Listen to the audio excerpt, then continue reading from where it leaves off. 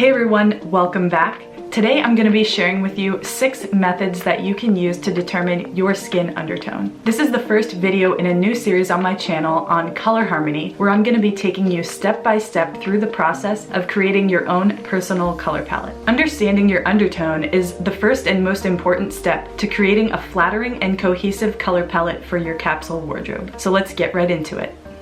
First off, be sure to complete each of these tests in natural light, preferably near a window, and with no makeup, skin tints, or tanners. Also, if you've altered your hair from its natural hair color, be sure to put your hair back or cover it with a white towel while you're accomplishing these tests. And if you don't have a mirror that you can use in a room with natural light, use your phone or a camera to take photos near a window during daylight. And don't worry if it takes more than one test to figure out what your skin undertone is. To be honest, it took all 6 tests for me to really feel confident that I knew my true undertone. Test number 1, the green test. In my opinion, the green test is the best test to determine your skin undertone that no one ever talks about. Green is a special color because it's very easy to tell which shades of green are more cool or contain more blue in them, and which ones are more warm or contain more yellow. For the green test, find 2 pieces of fabric or clothing, one that is a cool green, like teal, and one that is a warm green, like army or khaki green. It's best to find garments that are similar in lightness or darkness and in saturation, so that the only difference is the undertone. Either wear the garment or drape it across the front of your shoulders so that it covers any item of clothing that you may be wearing near your face. Also, remember to remove any jewelry that you might be wearing. Now look in the mirror and see which shade looks better on you.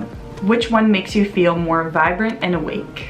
If it is the warm khaki green, then you probably have a yellow undertone. And if it is the cool teal green, then you probably have a cool undertone. And if you can't tell, don't worry, there's still 5 more tests you can try to nail down your skin undertone. The second test to determine your skin undertone is the vein test. For this test, stand in indirect natural sunlight, such as near a window during the daytime, and observe the veins on the underside of your wrist. Do your veins appear more blue or more green? If they appear blue, you likely have a cool undertone. If they appear green, then you may have a warm, neutral, or olive undertone.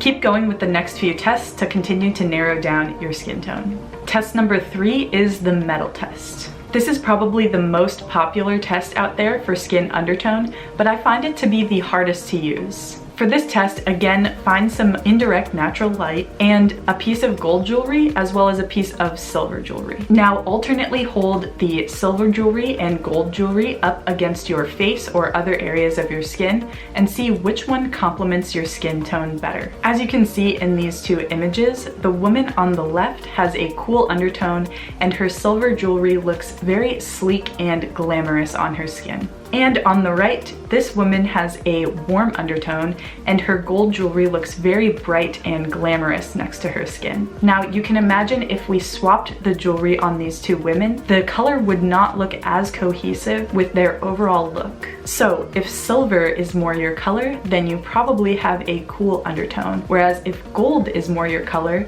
you are probably a warm undertone. On the flip side, if you feel like gold makes you look pale and washed out, then you may have a cool undertone, whereas if silver has that effect on you, then you probably have a warm undertone.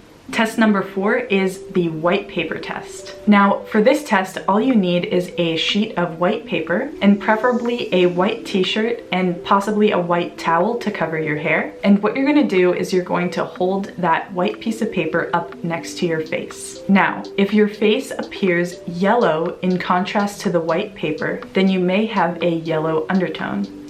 And if your face appears blue or pink next to the white paper, then you may have a cool undertone. However, be careful with this one because those with a olive undertone actually have a cool undertone and a warm overtone. So depending on the light situation that you may have, if you have an olive skin tone, then you may look yellow in comparison to the paper. However, you do have a cool undertone. Another caveat with this test is if you have rosacea or if you're flushed, then you will appear pink in comparison to the white paper, but this effect is only affected affecting your overtone, not your undertone. So just because you appear red next to the paper does not mean that you necessarily have a cool undertone, especially if you're flushed or if you have rosacea or some other irritation or redness. And of course, if you do not appear very yellow or very pink in comparison to the paper, then you may have a neutral undertone. Test number 5 is the sun test. And now this one is pretty simple. If you tan easily, then you probably have a warm undertone. And if you burn easily, then you probably have a cool undertone. Now this one's a little bit harder to tell if you have darker skin in general, because darker skin in general will tan more easily whether you have a warm or cool undertone. And finally, test number 6 is the hair and eye color test. Along with the green test, I think this is one of the best tests for determining your skin undertone. If you're still not sure what your skin undertone is, or you think you might be neutral,